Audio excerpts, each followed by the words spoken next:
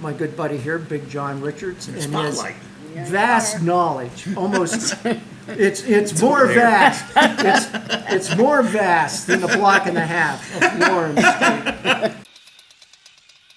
They're back!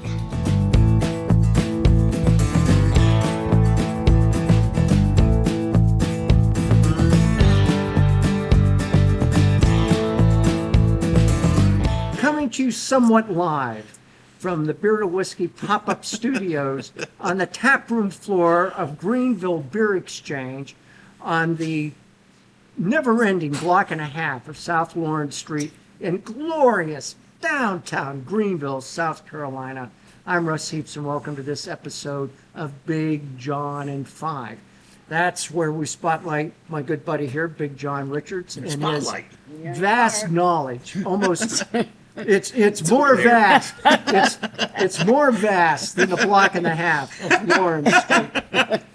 He's our beer whisperer and also certified Cicerone, and he picks a beer from one of GBX's 23 taps, hundreds of cans and bottles from the retail shop in the front of the building.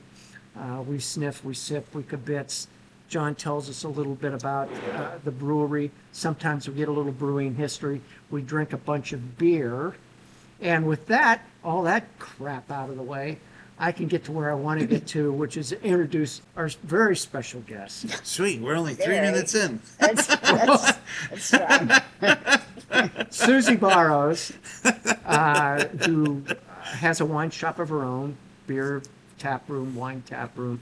And she has given up her day off for one day, not to be at her own shop, to be here doing this with us. And we appreciate the ever-loving heck out of that. This is the only thing I want to be doing. Well, hopefully we're gonna change that. I looked up and I just realized I didn't adjust the camera. So, yeah, you're only getting We spent half of the last show with Russ adjusting the camera. So you're only getting the worst half of John in the shot here.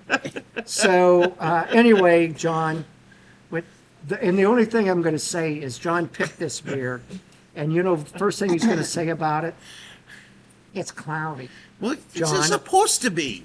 I don't know, but that's always what you say when they're cloudy. It is, but this beer is brewed to be cloudy. It's a Weissbier or a Hefeweizen, and the German word for yeast is Hefe, and the German word for wheat is Weizen. Mm-hmm. So you have a yeast and wheat beer. Yeah. So this is an unfiltered beer. It always has been. It's been the exception to the German purity law for 400 years, 500 years. Yeah, you're gonna make it all 220? Yeah, 220, 221, whatever it takes. And it is a Bavarian specialty. This is from Bierkeller down Columbia, which is just getting statewide distribution in the last couple of months. But they've been So if you're in Poughkeepsie, you're not going to find it. probably not yet, Bad. but they are making some really good German style, European style beers. This one, I think, is fabulous, but it's as close as I've seen anybody in the States come to a real traditional Hefeweizen, even though it's not quite the same. It's really close, and the Weizen style in Germany it's so dependent on the yeast. And the German yeast strain creates if you smell this, you're going to smell some banana. Smells like victory. And you're going to smell some clove. Banana. And we always called I'm going to forget the chemical name. It doesn't matter.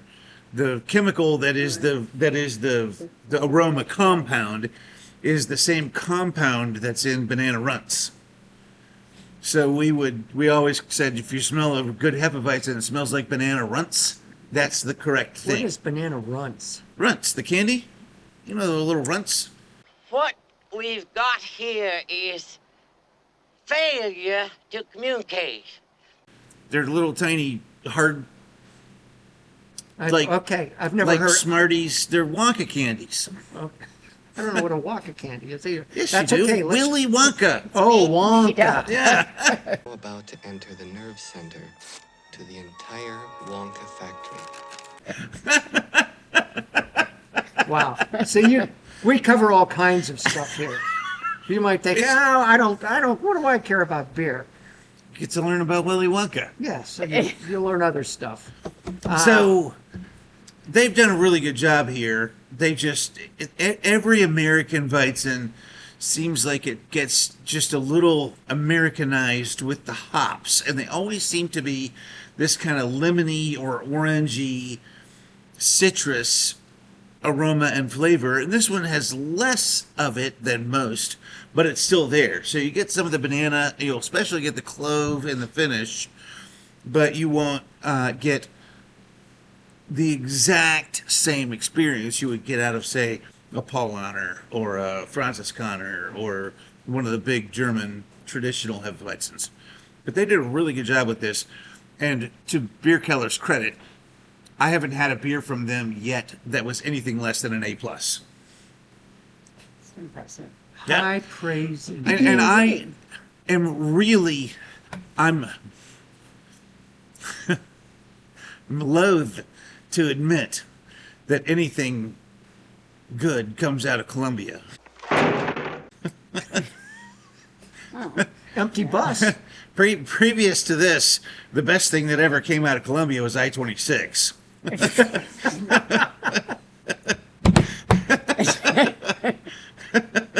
Wow, that's way harsh. I'm a native. I'm allowed to. Oh, okay. All right. Let's drink this thing. We're going to get yelled at by our timer. We haven't even sipped the beer yet. Text Miss Lily. That's what happens when they give me too much freaking free fishing line. I really do. You smell that big banana thing on the aroma? Yeah.